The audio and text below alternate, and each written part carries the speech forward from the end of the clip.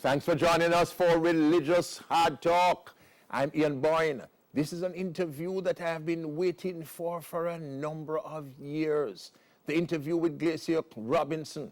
19 years ago, she left Jamaica severely ill. There were many of us who thought that she would not make it. There were perhaps few who thought that she could ever make it. She came down to 90 pounds. Concerts were held to raise funds, to deal with the pile-up of medical bills. She had really warmed herself into our hearts with her hit songs before she left Jamaica, was very loved. And we thought we would have lost her. Little would anybody know that 19 years after, Glacier Robinson will be here looking so resplendent, so beautiful, with an enormous testimony. The kind of testimony that is appropriate for the finale for Religious Hard Talks season. We thank you so much for your company. This is so good, it is so good to have you on the show. Thank you. I kept saying for much. years, where is Glacier Robinson? I want to do the Glacier Robinson story. Wow. Doesn't she come true? And people say, no, she hasn't been here for a long time. And then to have had an email from you through a third party that you were seeking me out. You Definitely, wanted also to talk. I was praying for this opportunity. Praying for the opportunity. Dreams do come true. Yeah, both of us wanted to, without each knowing, yes, both of us wanted to meet each other yes. and to have this encounter. Yes. It is going to be a memorable I believe so. one. Yes, I believe so. Grace, it was 5.5 years. Yes. Which would seem like an eternity when one is suffering. Definitely. When one has the kind of debilitating illness that you had, where you were confined to a wheelchair, where you were bedbound. The 5.5 years really seems like decades. Like a lifetime. Let's talk, let's start with illness first. We'll go back to the pre-illness years and your rise to fame.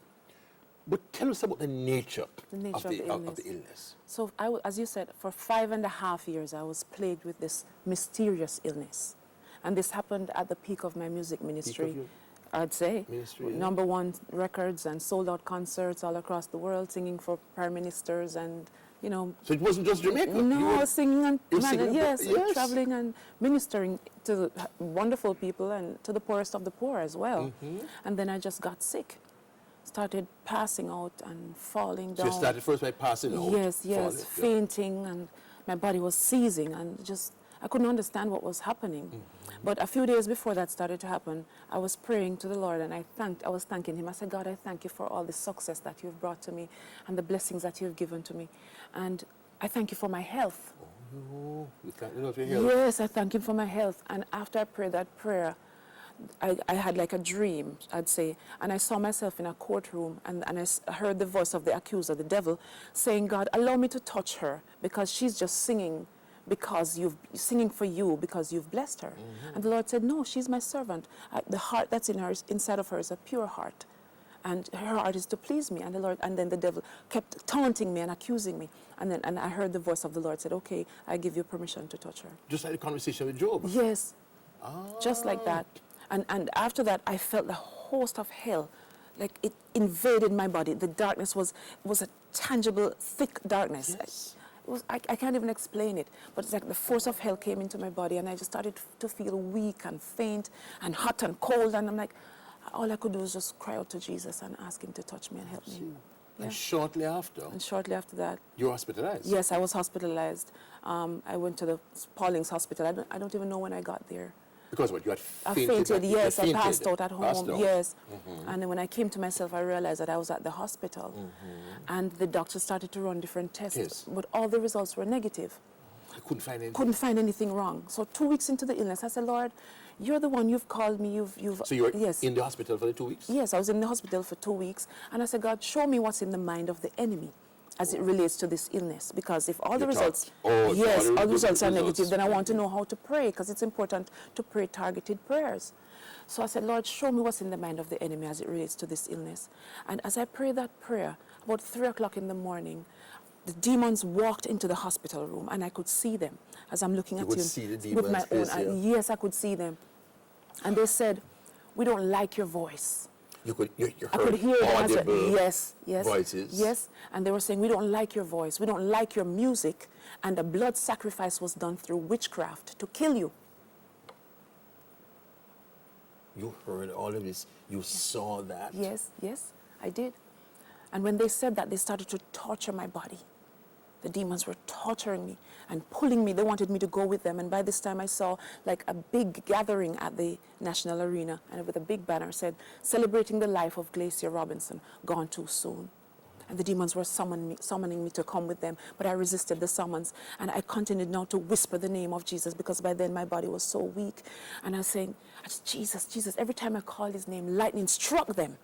And they scattered. And the head demon turned to the other demons, and he said, what are we going to tell Lucifer? We can't go back without her. We can't go back without her. And they continued to pull me with them. And I'm like, no, I'm not going to go with you. I shall not die. And in real life now, I'm there on the bed, my spirit lifted from my body. The doctors and the nurses in the hospital room in Spalding's Hospital were shaking my body. And they were saying, Miss Robinson, stay with us, stay with us. I could hear them, but I couldn't respond. Yes. Yes. They were shaking my body and saying, come back to us. And I heard the doctor say to the nurse, we have to call her family. Even though it's late in the morning, she's not going to make it. We have to call her family. They thought you were dying. Yes. Yes. Yes. And you came out of the hospital after 2 weeks? Yes, I came out of the hospital after 2 weeks. And then how soon it was that you had another event? But another episode of the Yes. like the following week, it just like it just kept coming, So like a barrage. The fainting spells, yes, fainting spells. spells, falling down, fainting. You know, just like weak. Feeling weak. Weak, yes, and dizzy, and like, okay, something is not. Could not find anything. Yeah, that was wrong with me. Anything that was wrong with me. With you. But remember, I said I asked the Lord to show me what was in the mind of the enemy as it relates to the illness. And after I fell asleep, after the demons left, the Lord gave me a dream. Yes. And in the dream, I saw myself lying in a coffin. A coffin? Yes. And the DJ on the radio, he was playing one of my hit songs back then, and he shifted the music to the background, and he said, this is the voice of the late Glacier Robinson, in the dream. And I heard him, and I said, you know, in my own Jamaican way, I said, the voice of whom is that? You know, put your hand upon your kimbo and say, excuse me, with attitude. I said, the voice of whom? I said, I shall not die, but live to declare the works of the Lord. And I began to rebuke that edict. I realized that, okay, now I'm in the fight for my life. Yes. So I woke up from that encounter with the demons and the dream. And that morning, 6 o'clock, I opened my eyes and I realized I was alive. I said, thank you, Jesus. I'm alive, I'm alive. Shortly after that, I heard a loud commotion outside of the hospital. 6 o'clock is not visiting hours. People were outside. They came in droves. I could hear the conversation and their conversations, and they were calling my name. And they were saying to the doctors and the nurses, let us in. We have to come in, because we heard that Glacier Robinson is dead. So the rumor had begun to spread that you had died? Even though I didn't share the encounter with anyone or the dream with anyone. But that morning they came in droves to see me. So I realized now that this was a curse of death. And this was not just a virus. Did the Lord show you the people? Yes, he did. The Lord showed you the people? Yes. After a few years afterwards, he showed. A few years afterwards? Yes, a few years. So at first you didn't know who it was? No, I didn't know who it was. I didn't know. You didn't have any suspicion? Because you probably wouldn't know the people, the bad-minded people. Trust me, my focus was not on those people. I was determined to live. I was in the fight of my life. I'm not worried about the people. I'm determined to live. So you weren't worried about them? Not worried about them. Focus on that. I need to get out of this situation. But you would have conjured up in your mind who some of these people might be, though? Not really. You weren't thinking, no. it must be Honestly, that one, it must be the other one. No. I never really have time for that. I was just determined now to fight this fight, because I realized that, okay, my destiny is at stake. So God will take care of them. Yes. So I shelved that. Glacier Robinson, survivor, still alive. 19 years after, many thought that she would have died, and some, in fact, said that she had died. But she's living and giving her testimony on Religious Hard Talk. We take our first break.